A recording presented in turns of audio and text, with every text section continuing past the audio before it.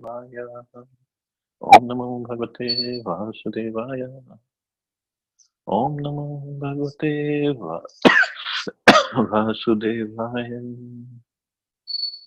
Narayanam Namaskritya Naram Chaiva Narottamam Devim Saraswatim Vyasam Tato Jayamudire Nashtaprayeshu Bhadreshu Nityam Bhagavata Sevaya Bhagavati Uttam Shloke Bhaktir Bhavati Nashtaki.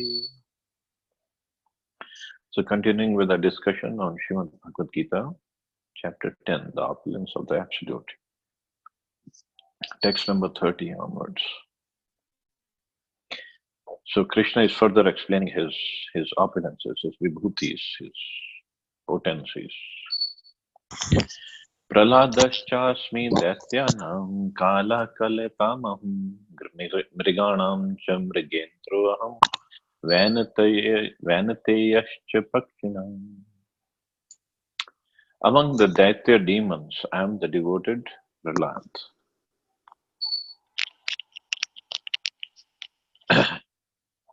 Among subduers, I am time. So for time, what he said, Kalaha Kalyatam Aham. I am among beasts, I am lion, and among birds, I am Garuda. The Diti and Aditi are two sisters. The sons of Aditi are called Adityas, and the son of Diti are called Daityas. All the Adityas are devotees of the Lord, and all the Daityas are atheistic. Although Prahlad was born in the family of Daityas, he was a great devotee from his childhood. Because of his devotion, service, and godly nature, he is considered to be a representative of Krishna. So among all the demons, he says, I am Prahlad. There are many subduing principles, but time wears down all things in the material universe and so represents Krishna. Of the many animals, the lion is the most powerful and ferocious, and of the millions varieties of birds, Garuda, the bearer of Lord Vishnu, is the greatest. So Krishna is saying, I represent all these, or they represent me actually, because in the superlative degree. Text 31. Pavanaha pavatamasmi Ramah Shastri Bhritamaham Jashanam Makaraschasmi Srotasmasmi Jahnavi. Of purifiers I am the wind, of the wielders of weapons I am Ram, of fishes I am shark, and of flowing rivers I am the Ganges. Of all the aquatics, the shark is one of the biggest and certainly the most dangerous to man. Thus the shark represents Krishna. And here, one of our Acharya, Srila Baldev Debhushano Vishwanath Chakravarti Thakur, he explains when Krishna says, of the wielders of weapon, I'm Ram. So actually, it's not Lord Ram he's talking about, because here Krishna is explaining his opulences, not his incarnations. So here he is mentioning, actually it mentions Parashuram. So of the wielders of weapon, I'm Ram, but here Ram means Parshuram, not Lord Ramchandra, because Ramchandra is incarnation of Krishna. Parshuram is what they call Shakti-Avishavtar. Text 32. Sarganam adirantascha madhyam chaivaham arjun adhyatma vidya vidyanam vadaha pravadatmaham. Of all creations, I am the beginning and the end, and also the middle. O Arjuna, of all sciences, I am the spiritual science of the self. And among logicians, I am the conclusive truth. Among the created manifestations, the first is the creation of the total material elements. As explained before, the cosmic manifestation is created and conducted by Mahavishnu, Garbhodaksha Vishnu and Kshirodaksha Vishnu. And then again, it is annihilated by Lord Shiva. Brahma is a secondary creator. All these agents of creation, maintenance, and annihilation are incarnations of the material qualities of the Supreme Lord. Therefore, he is the beginning, the middle, and the end of all creation. So, for creation, Brahmaji, and for destruction, Shivji, and for maintenance, his three Purusha incarnations. So they all represent Krishna. For advanced education, there are various kinds of books of knowledge, such as the four Vedas, the six supplements, the Vedanta Sutras, books of logic, books of religiosity, and the Puranas. So altogether, there are 14 divisions of books of education. Of these, the book which represents Adhyatma Vidya, spiritual knowledge, in particular, the Vedanta Sutra represents Krishna. It means the Adhyatma Vidya, the spiritual knowledge, is the most important knowledge. Among logicians, there were different kinds of arguments. Supporting one's argument with evidence that also supports the opposing side is called Jalpa. Merely trying to defeat one's opponent is called Vitanda, but the actual conclusion is Vad. This conclusive truth is a representation of Krishna. So Krishna further says, Aksharanam akaro asmi dvandva samasi kasya cha aham evakshaya kalo dhataham vishvato mukha. Of letters, I am the letter A, means A. That's how it starts. And among compound words, I am the dual compound. I'm also inexhaustible time, and of creators, I'm Brahma. Akar, the first letter of the Sanskrit alphabet, is the beginning of the Vedic literature. Without Akar, nothing can be sounded. Therefore, it is the beginning of sound. In Sanskrit, there are also many compound words, of which the dual word, like Rama Krishna, is called Dvandva. In this compound, the words Rama and Krishna have the same form, and therefore the compound is called dual. I don't know that much of grammar, so I don't know what exactly Prabhupada is talking about here, but I guess whatever he's saying is right. Among all kinds of killers, time is the ultimate because time kills everything. Time is a representative of Krishna because in due course of time there will be great fire and everything will be annihilated. So previous words also, Krishna says, time I am, and here also he says, time I am, kalo dhata aham. Among the living entities who are creators, Brahma, who has four heads, is a chief. Therefore, he is a representative of the Supreme Lord, Krishna. Text 34. Mrityu sarvharashaham udbhavascha bhavishyatam kirti shrivakcha narinam smritir medha dhriti kshama. I am the all-devouring death. Mrityu sarvharashaham, that is, I am. And I am the generating principle of all that is yet to be. Among women, I am the fame, fortune, fine speech, memory, intelligence, steadfastness, and patience. So many times,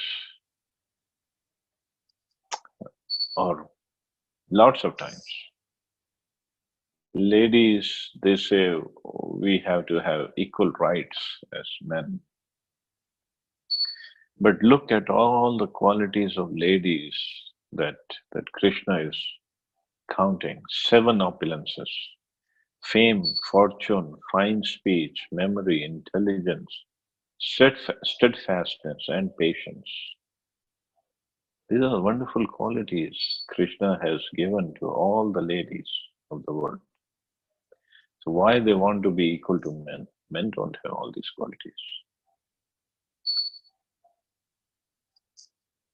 Of course, I mean, I don't want to get into any political or any issues, social issues, but the point is Krishna has created men and women separate, differently, physiologically, psychologically, but he has given both of them wonderful qualities. But the idea is not to exploit each other and not to take advantage of each other.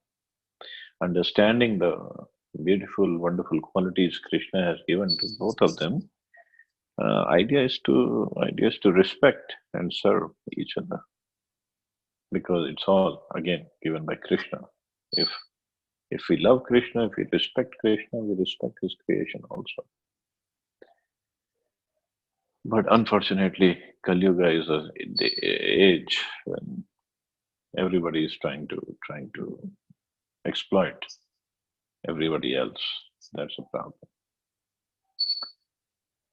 So, Prabhupada saying, as soon as a man is born, he dies at every moment. Thus, death is devouring every living entity at every moment. But the last stroke is called death itself. That death is Krishna. As for future development, all living entities undergo six basic changes. They're born, they grow, they remain for some time, they reproduce, they dwindle, and finally they vanish. Of these changes, the first is deliverance from the womb, and that is Krishna. The first generation is the beginning of all future activities. The seven opulences listed fame, fortune, fine speech, memory, intelligence, steadfastness, and patience are considered feminine. If a person possesses all of them or some of them, he becomes glorious. If a man is famous as a righteous man, that makes him glorious. Sanskrit is a perfect language, is therefore very glorious. If after studying one can remember a subject matter, he is gifted with a good memory or smriti, and the ability not only to read many books on different subject matters, but to understand them and apply them when necessary is intelligence, medha, another opulence. The ability to overcome unsteadiness is called firmness or steadfastness, dhriti. And when one is fully qualified, yet is humble and gentle, and when one is able to keep his balance both in sorrow and in ecstasy of joy, he has an opulence called patience or kshama.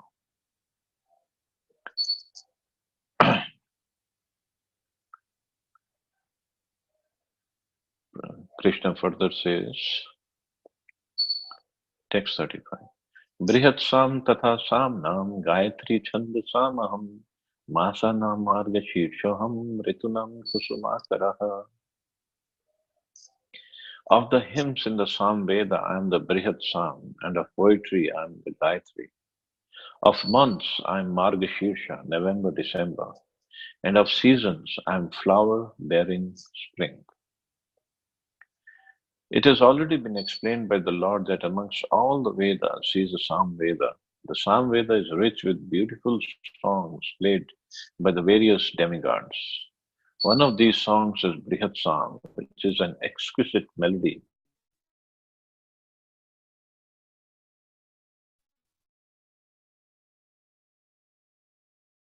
and is sung by the demigods Vishnu, and is sung. In Sanskrit, there are definite rules that regulate poetry. Rhyme and meter are not written whimsically, as in much modern poetry. Amongst the regulated poetry, the Gayatri Mantra, which is chanted by the duly qualified Brahmins, is the most prominent. The Gayatri Mantra is mentioned in the Srimad Bhagavatam. Because the Gayatri Mantra is especially meant for God realization, it represents the Supreme Lord. This mantra is meant for spiritually advanced people, and when one attains success in chanting it, he can enter into the transcendental position of the Lord. One must first acquire the qualities of the perfectly situated person, the qualities of goodness, according to the laws of material nature, in order to chant the Gayatri Mantra. The Gayatri Mantra is very important in Vedic civilization and is considered to be the sound incarnation of Brahman. Brahma is its initiator and it's passed down from him in disciplic succession. So Gayatri Mantra, as Prabhupada saying, is very important in Vedic civilization. But it should be chanted by duly spiritually advanced, second, duly qualified Brahmins. Means in ISKCON also, those who have taken second initiation or Brahman initiation, they get to chant Gayatri Mantra. But previously, Krishna says, of all the sacrifices, I'm the chanting of the holy names. So even if somebody cannot chant Gayatri Mantra, if he's chanting Hare Krishna Maha Mantra, is good enough, or is more than good enough. Because Chaitanya Mahaprabhu said, Hare Nam, Hare Nam, Hare Nam Ev Kevala. So Hari Nam is most important. Yes, Gayatri Mantra is very important, It represents Krishna, and if somebody like Prabhupada said, if somebody becomes um, if one attains success in chanting Gayatri Mantra, he can enter into the transcendental position of the Lord. But if one attains success in chanting Hare Krishna Mahamantra, he can develop love for God and get qualified to go back to Godhead. So, so chanting of Hare Krishna Mahamantra is much more potent, actually. The month of November, December is considered the best of all months because in India, grains are collected from the fields at this time and the people become very happy. So that's why Krishna says, I'm the month of Margashirsha. Of course, spring is a season universally liked because it is neither too hot, not too cold, and the flowers and trees blossom and flourish. And in spring, there are also many ceremonies commemorating Krishna's pastimes. Therefore, this is considered to be the most joyful of all seasons, and it's the representative of Lord, Supreme Lord Krishna. So, spring season is the representative of Krishna, but the month of Margashirsha is representative of Krishna.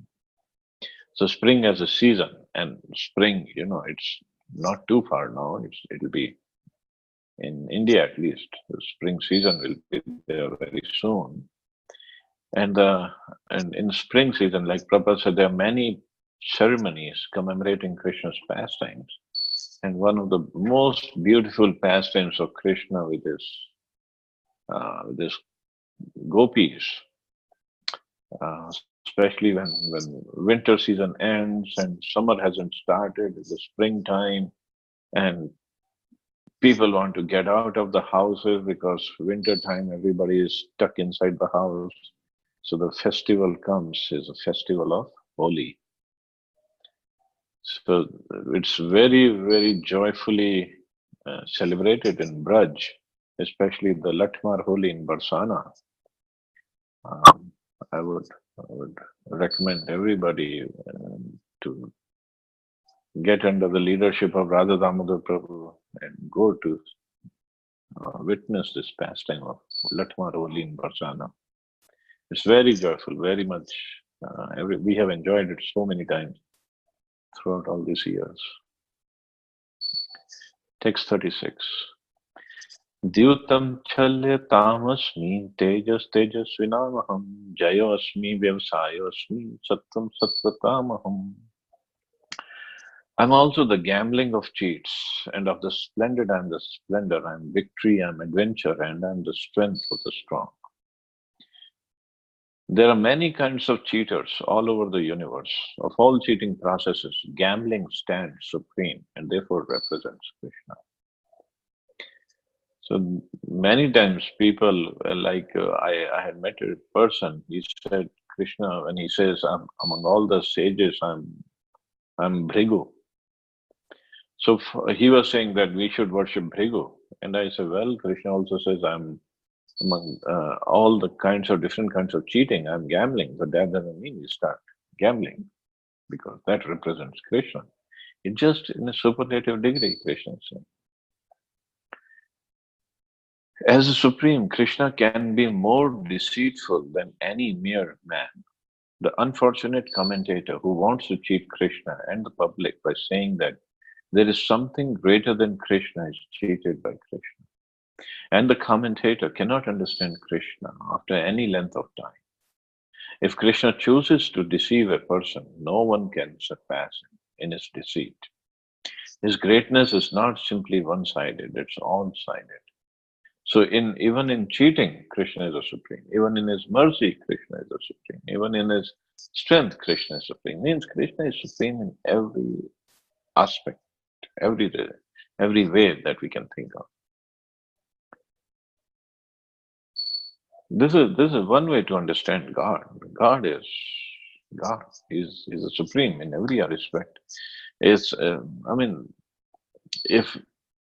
if in some other religion we talk about God like this, suppose specifically like in Islam, You say, oh, among the all the kinds of different cheating, Allah is gambling. Oh boy, I don't think we'll live to see another day or so. But here, Krishna, we have to understand Krishna, the Supreme Personality of God. It means everything comes from Him. Even the cheating propensity comes from Him. Of course, His cheating is for the benefit of everybody. His lying is for the benefit of everybody. It makes his devotees love him when he lies, when he cheats, when he steals makhan, he steals butter. Devotees love it. His name is Makhan Chor.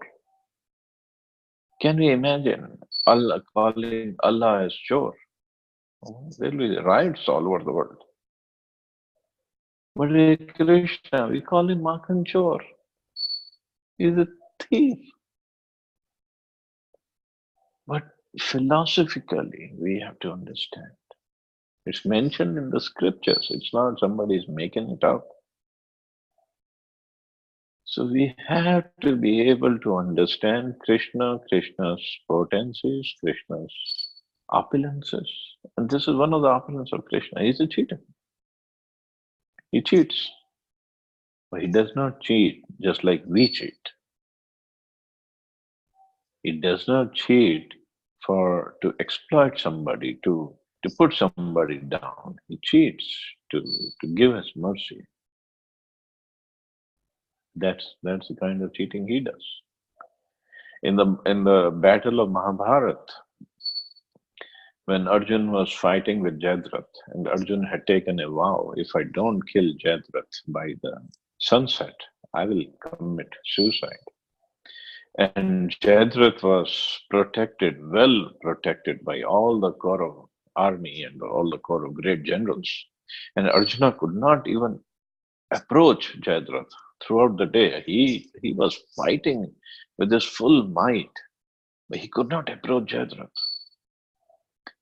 Then Krishna, what did he do? He just sent his Sudarshan Chakra to cover up.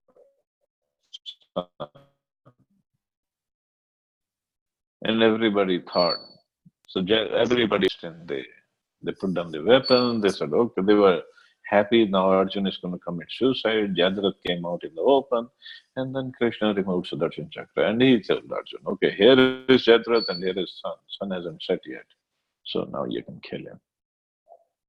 So that was cheating. But that cheating was to protect his devotee, not for himself. That kind of cheating Krishna does. And he is the best of the cheaters, best of all. Just like in the incarnation as Vaman Dev. When Vaman Dev goes to ask for Bali Maharaj for 3 steps of land,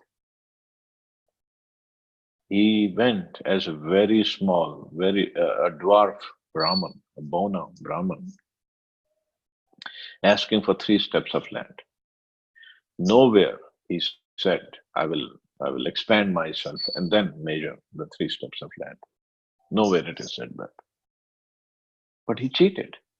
In fact, it is said in Jayadeva Goswami's um, rendition of that poem, he says, for when it comes to Vaman Dev, he says Chali. I mean, he was a Chali, he was a cheater, and cheatingly he took away the whole universe from Bali Maharaj. He cheated. So we have to understand. We cannot be just emotionally driven to understand Krishna. We have to try to understand him logically. And his cheating is like Vallabhacharya. He has composed this Madhurashtakam. I mean, everything is sweet. His cheating is sweet. His killing is sweet. His protection is sweet. His sitting is sweet. His walking is sweet. His sleeping is sweet. Beautiful bhajan Vallabhacharya has created. So everything is sweet. For that, we have to understand it properly. Among the victorious, his victory, he is the splendor of the splendid. Amongst the enterprising and industrious, he is the most enterprising, the most industrious. Among adventurers, he is the most adventurous. And among the strong, he is the strongest. When Krishna was present on earth, no one could surpass him in strength. Even in his childhood, he lifted Govardhan Hill. No one can surpass him in cheating. No one can surpass him in splendor. No one can surpass him in victory. No one can surpass him in enterprise, and no one can surpass him in strength. That is Krishna. Not even surpass. No one even can even come close to what he can do. Text 37. Vrishtinam Vasudevo Asmi Pandvanam Dhananjaya Muninam api aham Vyasa Kavinam Ushna Kavihi. Of the descendants of Vrishni, I am Vasudeva. Of the Pandavas, I am Arjun. Of the sages, I am Vyas. And among great thinkers, I am Ushna. Krishna is the original Supreme Personality of Godhead, and Baldev is Krishna's immediate expansion. Both Lord Krishna and Baldev appeared as sons of Vasudeva. So both of them may be called Vasudeva, or sons of Vasudeva actually, not Vasudeva, sons of Vasudeva.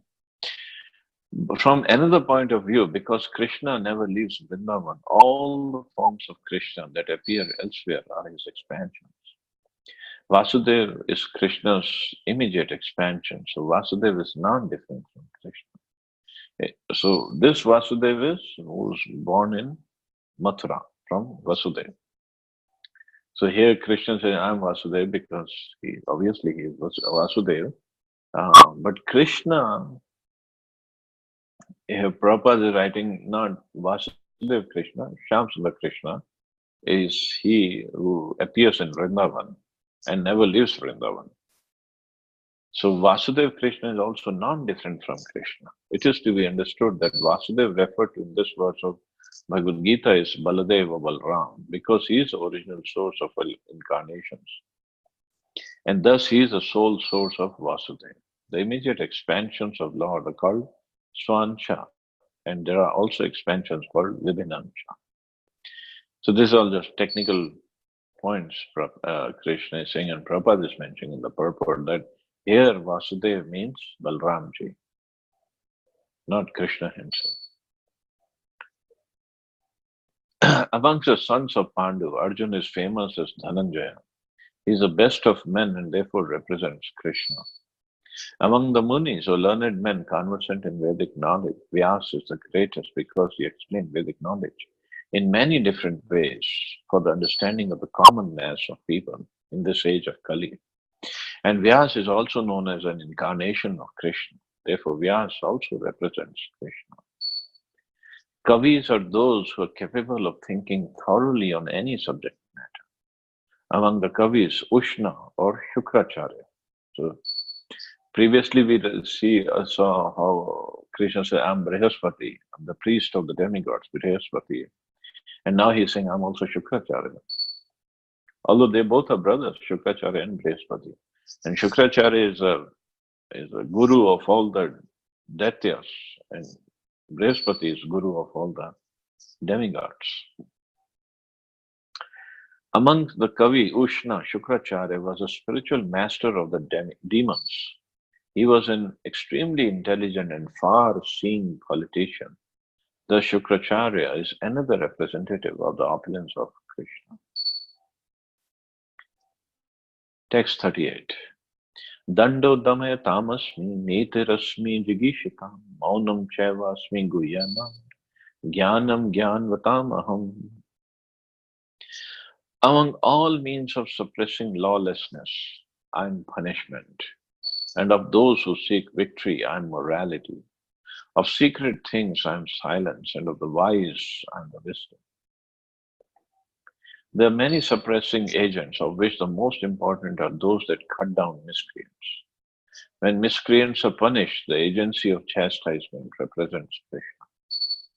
Among those who are trying to be victorious in some field of activity, the most victorious element is morality. Among the confidential activities of hearing, thinking, and meditating, silence is most important because by silence one can make progress very quickly.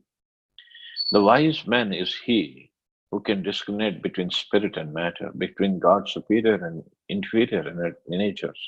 Such knowledge is Krishna himself. So, of the wise and the wisdom, and the real wisdom is spiritual wisdom.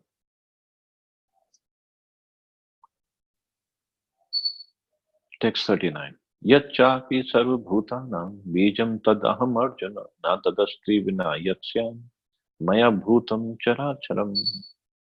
Furthermore, O Arjuna, I am the generating seed of all existences. There is no being moving or non-moving that can exist without me. Everything has a cause, and that cause or seed of manifestation is Krishna. Without Krishna's energy, nothing can exist. Therefore, he is called omnipotent. Without his potency, neither the movable nor the immovable can exist. Whatever existence is not founded on the energy of Krishna is called Maya, that which is not. But even Maya cannot exist without Krishna. Maya is also his energy. So Krishna is saying there's no being moving or non-moving that can exist without me. So everything rests on Krishna. Text 40. Nanto asti mam divyanam vibhutinam paratapa esha uddeshatah proktu vibhuter vistaro maya.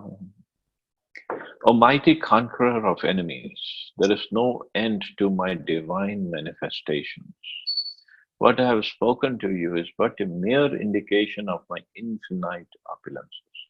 He just told him a mere indication means very insignificant part, he has told Arjuna.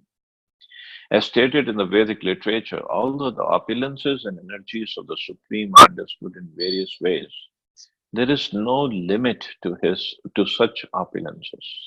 Therefore, not all the opulences and energies can be explained. Simply a few examples are being described to Arjuna to pacify his inquisitiveness. Text 41. Yadyad vibhuti matsatvam shrimadurjitam eva tattate vagachtvam mam tejo ancha sambhavam. Know that all opulent, beautiful, and glorious creations spring from but a spark of my splendor. Wonderful shloka. He says everything that you can see, all the opulence, beautiful, glorious creation, is spring from here. Just a spark, just an insignificant portion of my whole splendor. Any glorious or beautiful existence should be understood to be a fragmental manifestation of Krishna's opulence, whether it be in spiritual or material world. Anything extraordinarily opulent should be considered to represent Krishna's opulence.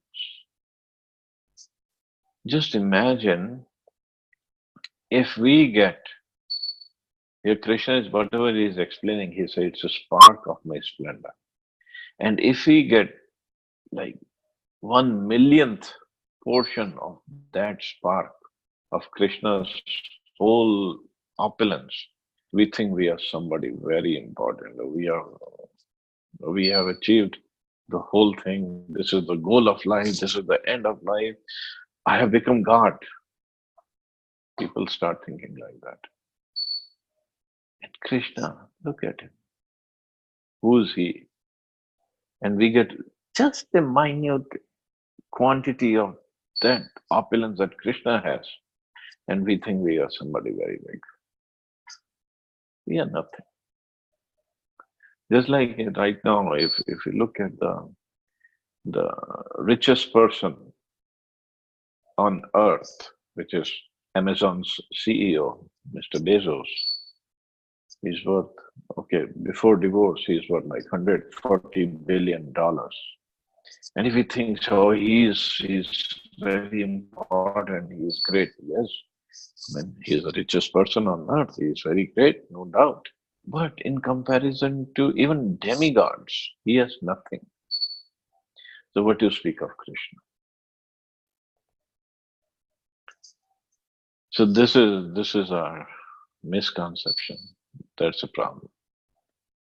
And here now last words of this chapter. Atva bahunatena kim gyaten tavarjuna vishtabhyam eham vishtabhyaham idam kritsnam ekankshen stito jagat. But what need is there, Arjuna, for all this detailed knowledge? With a single fragment of myself, I pervade and support this entire universe.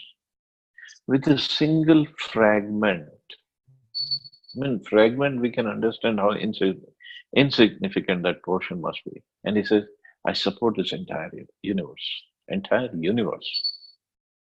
Wow. Not just a planet, but entire universe. The Supreme Lord is represented throughout the entire material universes by his entering into all things as a super soul. The Lord here tells Arjuna that there is no point in understanding how things exist in their separate opulence and grandeur. He should know that all things are existing due to Krishna's entering them as super soul. From Brahma, the most gigantic entity, on down to the smallest ant, all are existing because the Lord has entered each and all and is sustaining them. There is a mission that regularly propounds that worship of any demigod will lead one to the Supreme Personality of Godhead or the Supreme Goal.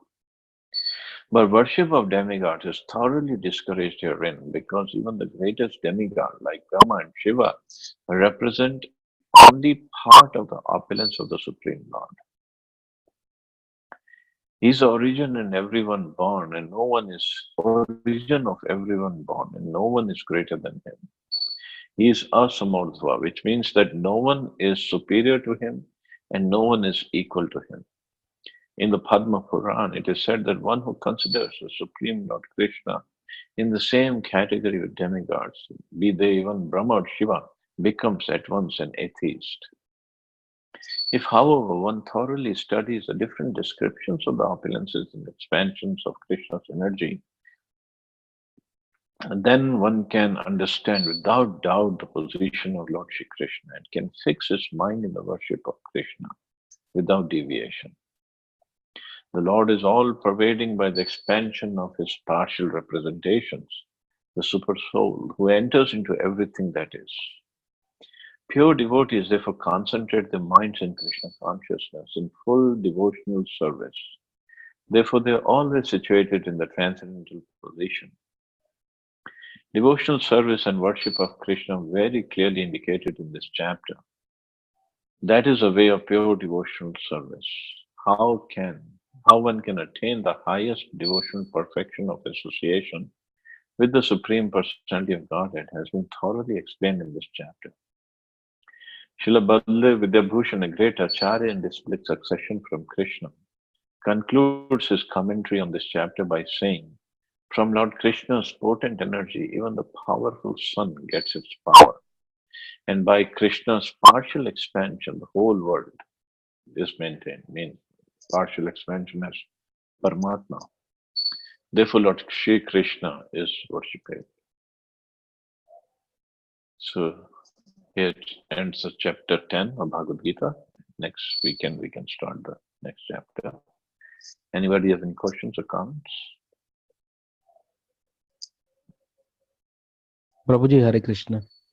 Hare Krishna. Prabhuji, one question on when we say Krishna is a supreme personality of Godhead, and it's nothing but the form of Vishnu only. So Vishnu has also taken avatar in Sri Ram and then Krishna. So whom do we call the supreme personality of Godhead? Is it Vishnu or Krishna? I mean, it's just the same thing, but uh, When we say Vishnu, which Vishnu? I mean, as per the knowledge, it's Lord Vishnu's avatar is only Sri Krishna, right? Which Vishnu?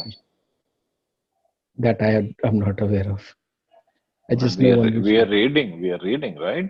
The three Vishnus, Karanadaksha Vishnu, Garbhadaksha Vishnu, Kshitadaksha Vishnu. So which Vishnu? That Prabhuji I'm not aware of. Which particular Vishnu? So, so, so that conclusion is wrong, that Krishna comes from Vishnu. Vishnu comes from Krishna. Okay, so is that Vishnu, because the avatar of Sri Ram is also from Vishnu, or is it like there's a confusion, Prabhuji, here? Okay. Avatar of Sri Ram, Krishna is original, and from Krishna comes Balramji. Expansion of Krishna is Balramji. First expansion. And from him, expansion is Sankarshan, Anirudh, Pradyumna, Vasudeva. This we are talking in the spiritual world. And from Sankarshan comes the Narayan form. Narayan forms means all the different expansions like Ram, Narsimdev, Vamandev, Varahadev, Hayagriv. So many expansions are there. And from Narayan comes another Chaturvyu, Sankarshan, Anirudh, Pradyumna, Vasudeva. And then from second Sankarshan, the expansion is of Mahavishnu. Mahavishnu's role is when he lies down in the Karan ocean, and from his body, when he inhales, all the universes go inside his body. When he exhales, all the universes appear from his body, all the material universes. And he enters each and every material universe as Garbhodaksha Vishnu, and then he lies down on the Garbhodak Sagar, and from his navel, lotus flower comes, Brahmaji appears, Brahmaji does the creation, and then Garbhodaksha Vishnu expands himself as Kshirodaksha Vishnu. So this Kshirodaksha Vishnu is because Garbhodaksha Vishnu just lying down in the Garbhodak Sagar and he's enjoying over there. But this Kshirodaksha Vishnu is the Vishnu which is when we talk about Brahma, Vishnu, Mahesh. And because this Kshirodaksha Vishnu is responsible, is in charge of maintenance of the whole universe, a whole one given universe. So in every universe, there is a set of Kshirodaksha Vishnu, Brahmaji, and Shivji. So in this universe, this Kshirodaksha Vishnu is in charge. So now when Krishna or Ram has to come, Ram has his own spiritual planet, Ayodhya. And from there, when he has to come on this earth to perform his pastimes. So Ram, when he comes through the body of Kshirodaksha Vishnu to give him respect because he is in charge of this universe. Similarly, when Krishna and Balram, they have to perform their pastime, they first come through the body of Kshirodaksha Vishnu. So that is where people say Ram is incarnation of Vishnu or Krishna is incarnation of Vishnu. They're not incarnation, they are just coming through his body to give him full respect because he is in charge of this universe. It's just like Prabhupada has explained, just like if a prime minister, suppose Prime Minister Modi has to go to some city. So in that city, where he would go first, it is said that he would first go to the place where the in charge of the city or whatever, there's a circuit house or whatever that place is, where the in charge of the city is in his office, and from there he will go with that in charge, whether the chief minister of the state is there, whether the mayor of the city or whoever is in charge of the city.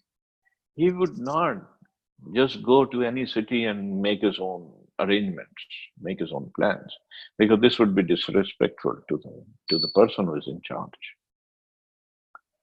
So this is just a protocol. That's why he comes through the body of Kshirodaksha Vishnu. But otherwise, all the Vishnu incarnations are not even direct expansion, but the expansion of expansion of expansion of Krishna. But that doesn't mean they don't have the same potency. They have the same potency. Like Brahma Samhita says, if you take one candle and light up all different candles, so all candles have the same candle power, but they manifest their powers according to the service, according to the pastime they have to enact. That's all. Is it okay? Yeah, Prabhuji.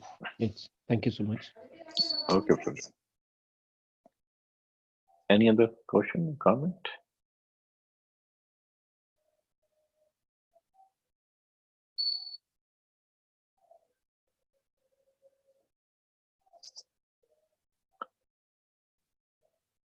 Hare Krishna Prabhuji.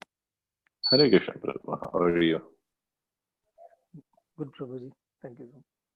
Thanks for the lecture. Thank you. Beautiful lecture. Just one question.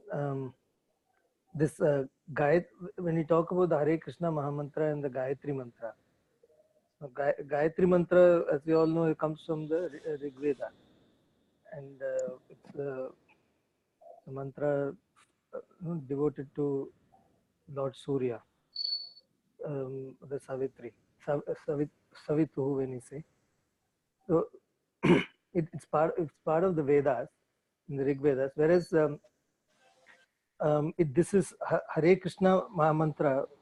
Even the source that it is referred to as Kali Santarana Upanishad, where Brahmaji is answering Naradaji's question, and Narada asks how to cross the Kali, the ocean of Kali.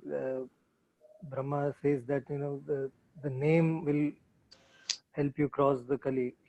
There it is mentioned as Hare Ram as first and Hare Mm-hmm. Krishna as second. Of course, it doesn't make any difference. Hari, Ram, and Krishna all have the same meaning. But why is because we all were brought up right from the childhood on two things. One is Gayatri Mantra is the most powerful mantra that is ever there in the Vedas. And second is that this Mahamantra always comes, Hare Ram is first, followed by Hare Krishna, though it should not make a difference. So can you throw some light into both these aspects? Um, See, Hare Krishna is called Mahamantra. It's not like I'm calling it Mahamantra. It's been mentioned by the Acharyas. Yes, you're right. In that Kali Santarana Upanishad, it was mentioned not just Hare Ram, it was said Om Hare Ram, Ram Ram, Hare Hare, Hare Krishna, Krishna Krishna, Hare Hare. So when Om is added, means only people who have taken two initiations, or those who have taken initiation, they could chant it like Brahmins or Kshatriyas. But Chaitanya Mahaprabhu, now that's another merciful incarnation, or most merciful. When Krishna came as Chaitanya Mahaprabhu, he came as a Patit Pavan. So he came to liberate, to deliver even the fallen, most fallen. So he changed, and as an incarnation of Krishna, not even incarnation is Krishna himself. He could change. So he changed it from Om Hare Ram to Hare Krishna, Krishna Krishna, Hare Ram, Ram Ram, Hare Hare. And then he made it available, and then he made everybody eligible, even the fallen, even the those who are in Varnashram system, those who are not in Varnashram system, anybody and everybody can chant and get benefited by this Mahamantra. So, so that's why this Mahamantra is considered most potent because mercy of Chaitanya Mahaprabhu is included in this. Gayatri Mantra, you must be knowing more about it, from which Veda it comes from. Um, but the Gayatri Mantra that we chant, who have taken Brahman Diksha, although I don't have any qualifications of a Brahman, but I've been given this Brahman Diksha and this Gayatri Mantra. We don't just chant this Om Bhurbhuva. There are other Gayatri Mantras also, like Kam Gayatri Mantra, Gopal Gayatri Mantra, and then Gaur Gayatri Mantra. So we have a set of Gayatri Mantras. So it's not just for Surya Dev, but it's for Gopal and for Chaitanya Mahaprabhu also. Guru Gayatri Mantra is also there. So we chant a whole set of Gayatri Mantras. But even that, Prabhupada has mentioned in some of his conversations or in Srimad Bhagavatam purport also. Gayatri Mantra we have to chant as a Brahmins, which is powerful, but it acts as a booster to our chanting of Hare Krishna Mahamantra. So the basis is Hare Krishna Mahamantra, at least for the followers of Chaitanya Mahaprabhu.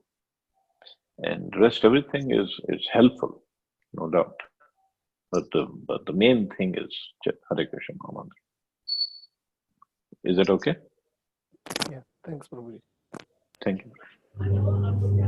Prabhuji, one more thing to add, just an observation. I just last week I visited to a Goshala in the East Delhi, and this Mahamantra was written Hare Rama, Ram Ram, Hare Hare, and then Hare Krishna followed. So, like, I was with my parents and I asked this, and I come to know that in our side, if you go to Ayodhya, it starts with the other way around. It's like Hare Ram, like that, and Hare Krishna. But it's all the same thing, isn't it? Yeah, they are more inclined towards worshipping Ram in our side. Yeah. So that's okay. It's a chanting of Hare Krishna. It does because we come in this parampara, Brahmanda Gaudiya Vaishnava Sampradaya. So we follow the acharyas of this sampradaya, and they chanted Hare Krishna like that. So we follow them. Simple as that. Yes. So ultimate aim is to please the acharyas, please the gurus, and go back instead of arguing about whether it's Hare Rama or Hare Absolutely, Krishna. Prabhuji.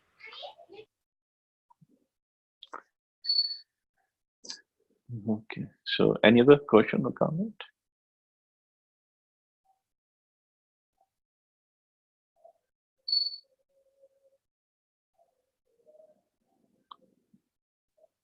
So I guess we can stop here. You all have a wonderful Sunday. Hare Krishna. Jai Shri Thank you, Prabhupada. Prabhuji. Jai Srila Prabhupada. Thank you. Hare Krishna. Jai Srila Prabhupada.